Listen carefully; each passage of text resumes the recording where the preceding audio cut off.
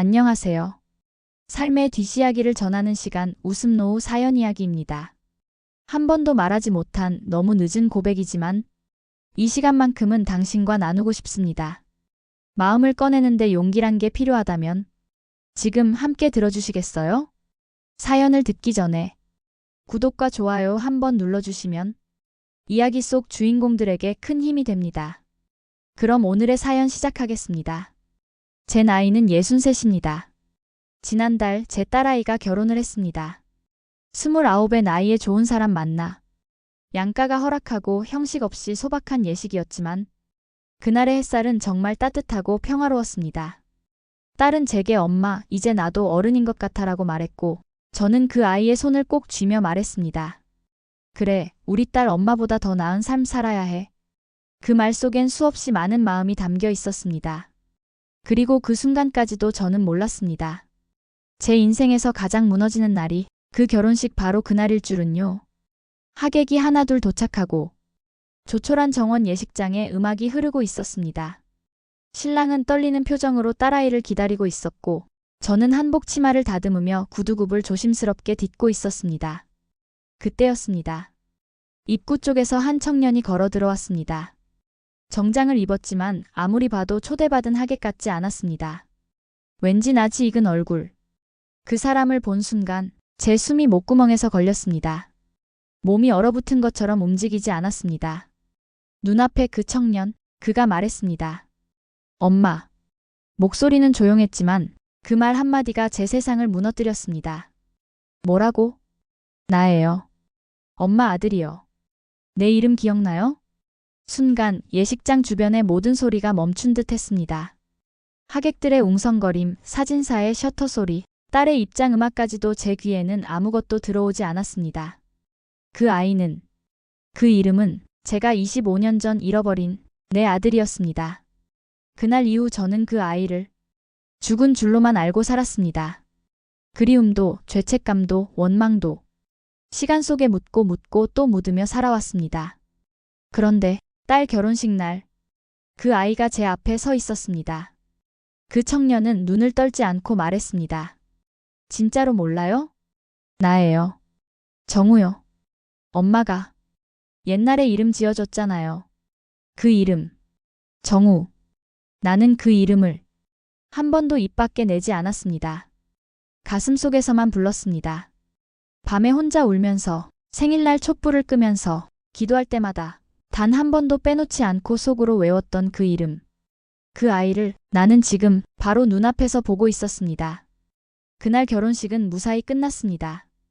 딸아이는 제가 평소보다 말이 없다는 걸 눈치채지 못한 듯 했고 신랑 가족도 환한 얼굴로 사진을 찍으며 하루를 마무리했습니다.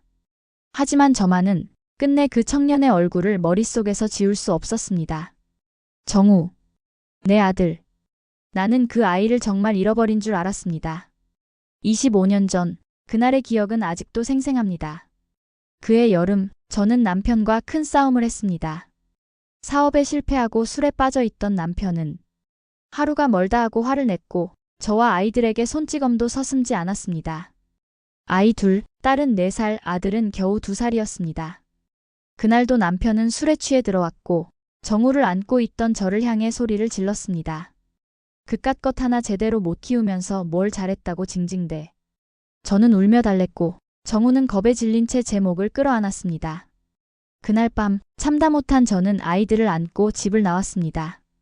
친정으로 가려고 택시를 잡았지만 지갑도 정신도 제대로 챙기지 못한 채 서울역 근처에 내리게 되었습니다. 그땐 정말 세상이 끝난 줄 알았습니다. 정우는 제 품에서 잠들어 있었고 딸아이는 배가 고프다고 울고 있었습니다. 그렇게 잠시 딸아이 손을 잡고 인근 편의점에 들어갔습니다. 계산대 옆에 유모차를 놓고 딸아이가 먹을 간식을 고르고 돌아왔는데 정우가 사라져 있었습니다. 그 몇 분 사이에 그날 이후 나는 매일 경찰서를 들락거렸고 전단지를 수백 장도 넘게 붙였습니다. 2살짜리 남자아이. 이름은 정우. 눈이 크고 귀가 약간 접혀 있음. 하지만 세상은 조용했습니다. 어떤 전화도 어떤 제보도 그 아이의 흔적조차 남기지 않았습니다. 몇 달 후 경찰은 말했습니다. 유괴 가능성도 있습니다. CCTV도 없고 목격자도 없습니다. 그리고 사건은 그렇게 미제로 남았습니다. 나는 그 후로 아이의 이름을 입 밖에 내지 않았습니다. 딸아이에게도 너에게는 동생이 있었다는 말조차 하지 않았습니다. 너무 무서웠습니다. 그 이름을 부르면 그 아이가 진짜로 사라졌다는 현실이 다가오는 것 같았으니까요. 그 대신 매년 그 아이의 생일날이면 작은 케이크를 사와 촛불 하나만 켰습니다. 그 아이가 살아있기를 바라며 어딘가에서라도 잘 살아가고 있기를 기도하며 그리고 그렇게 25년이 지나 그 아이가 바로 내 딸의 결혼식 날 그 이름 그대로 정우라는 이름으로 다시 내 앞에 나타난 것입니다. 정우는 결혼식 다음 날 예식장 근처 카페에서 저를 기다리고 있었습니다.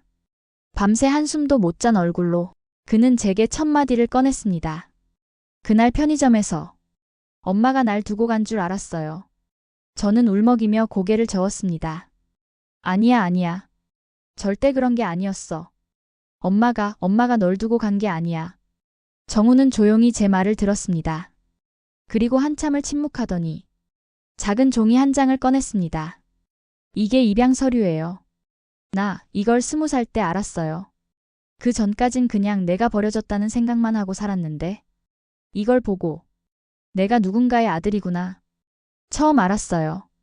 서류에는 서울역 인근에서 발견된 유기 아동, 그리고 신원 미상 보호자 미확인 상태로 위탁 입양이라고 적혀 있었습니다. 그 문장을 보는 순간 나는 숨이 막혀왔습니다.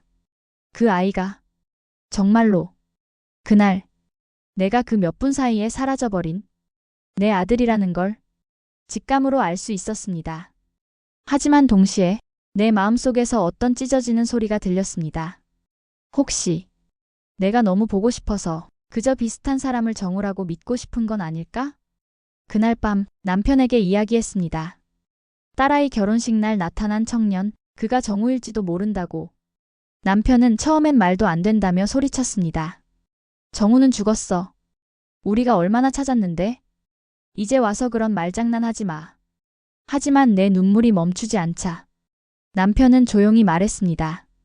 그럼 확인해봐야지. 진짜인지 아닌지. 피는 속일 수 없잖아. 그렇게 우리는 정우와 함께 병원으로 갔습니다. 유전자 검사. 한 번도 상상해 본 적 없던 그 단어가 이제 우리의 마지막 남은 열쇠가 되어버렸습니다. 정우는 한마디도 하지 않았습니다. 내가 서류에 서명하는 손을 떨며 바라볼 뿐이었습니다. 검사 결과는 일주일 뒤 나온다고 했습니다. 그동안 저는 거의 아무것도 하지 못한 채 하루하루를 무기력하게 보냈습니다. 딸아이는 결혼 후 첫 방문이라며 집에 찾아왔고 조심스럽게 제 눈을 바라보며 물었습니다. 엄마, 혹시 결혼식 날 왔던 그 남자, 우리랑 어떤 사이야? 나는 대답할 수 없었습니다. 딸아이는 정우를 본 순간 어렴풋하게 어떤 감정을 느꼈다고 말했습니다. 이상하게 익숙했어. 처음 보는 얼굴인데 낯설지가 않았어. 그 말에 나는 다시 눈물을 삼켰습니다. 정우가 정말 우리 가족의 일부일 수 있다는 희망과 공포가 동시에 밀려왔습니다. 그리고 결과가 나왔습니다. DNA 검사 결과지. 나는 떨리는 손으로 봉투를 열었습니다. 그 속엔 단 한 줄이 있었습니다. 친자 관계 일치율 99.98% 친모로 확인됨. 나는 숨을 쉬지 못했습니다. 그 자리에 주저앉은 채 결국 울음을 터뜨렸습니다. 정우는 정말로 내 아들이었습니다. 그날 밤 나는 다시 정우를 만났습니다. 미안해. 미안하단 말밖에 못하겠구나. 그 앞에 선 나는 더 이상 어머니라는 말을 꺼낼 자격도 없었습니다. 그 아이는 스스로 살아냈고 스스로 자신의 이름을 지켰으며 스스로 내게 다가와 진실을 묻고 있었습니다. 정우는 조용히 고개를 저었습니다. 저도 이렇게 만나게 될 줄은 몰랐어요. 근데 이상하게 결혼식 날 엄마 얼굴 보는 순간 내가 어디에 있었는지, 왜 여길 찾아왔는지 다 이유가 생긴 것 같았어요. 나는 그의 손을 잡았습니다.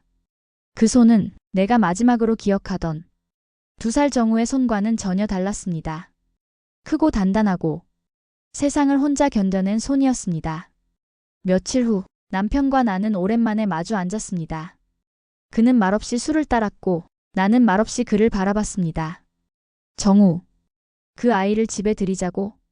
그의 물음에 나는 고개를 들지 못했습니다. 난 아직 잘 모르겠어. 그 아이를 보면 25년 전 내가 무너졌던 날이 떠올라. 그리고 너도 나를 원망할 거 아냐. 그 말에 나는 처음으로 남편의 손을 잡았습니다. 당신만 잃은 거 아니야.